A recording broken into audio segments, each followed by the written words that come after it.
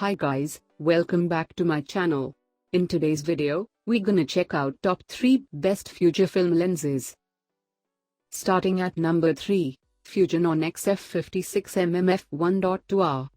The Fujifilm 56mm f1.2 is a high-quality short telephoto prime lens for the X system, compatible with all X mount bodies from the X Pro 1 to the XT1. Announced in January 2014, it's actually the first native X-mount lens aimed at portrait photographers.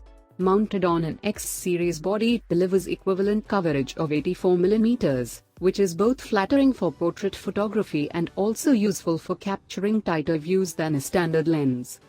Since there's no other native X-mount primes of this focal length or speed, it's the only game in town.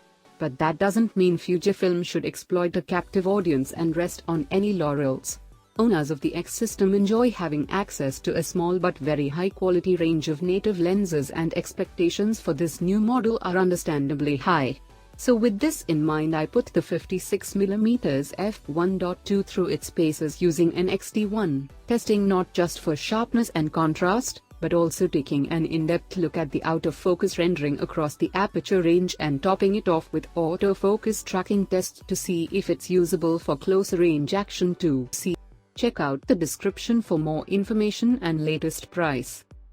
Coming at number 2, Fujinon XF16mm f1.4R WR. The Fujifilm XF16mm f1.4R WR is a fast wide-angle prime lens in Fujifilm's XF lineup. The weatherproof 16mm f1.4 lens boasts an angle of view similar to that of a 24mm lens in a 35mm system, making it suitable for street photography, landscapes and reportage. The Fujifilm XF16mm f1.4R WR is a relatively compact prime lens, at least when compared to its DSLR equivalents, but it's still quite a bit bigger than a comparable micro four thirds lens, weighing 375 grams and measuring 73mm in length. As you can see in the pictures below, it complements the top-of-the-range Fujifilm XT1 very well, not feeling at all front-heavy and more than matching the body in terms of its build quality. The Fujifilm XF16mm f1.4R WR lens boasts a metal mount, high-grade plastic barrel and non-rotating 67mm filter thread.